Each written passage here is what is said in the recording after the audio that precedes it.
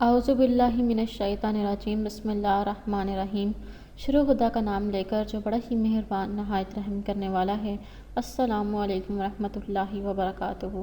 تمام سامعین کو ہمارے چینل کی طرف سے خوش آمدید۔ مجھے امید ہے کہ آپ سب لوگ خیریت سے ہوں گے۔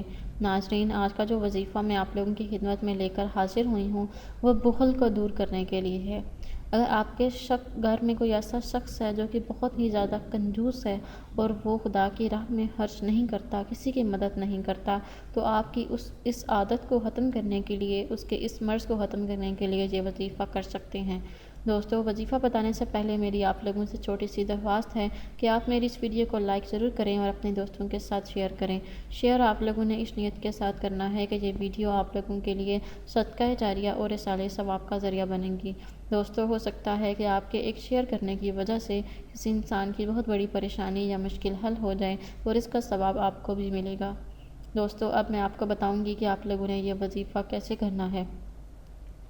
اگر کسی شخص میں بخل کا شدید بدمرض ہو اور وہ کنجوسی کی وجہ سے زکوٰۃ و خیرات سے بچتا ہو اور اللہ کے نام پر دینے سے جی چراتا ہو، تو ایسے آدمی کو چاہیے کہ وہ نماز فجر کے بعد باوضو ہو کر 21 مرتبہ سورہ تکاثر کو پڑھے اور اس کے بعد اس نے اول و آخر درود شریف ضرور پڑھ لینا ہے 3 مرتبہ۔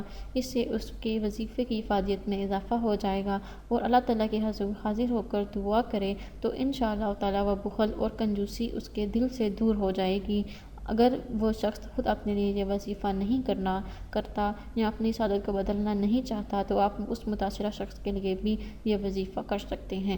دوستو، اگر آپ لوگوں کو آج کی ویڈیو پسند آئی ہے تو کمنٹس میں اس کا اظہار ضرور کیجیے گا۔ انشاءاللہ تعالیٰ آپ سے پھر ملاقات ہوگی بہت جلد ایک نئے وظیفے میں، ایک نئی ویڈیو کے ساتھ۔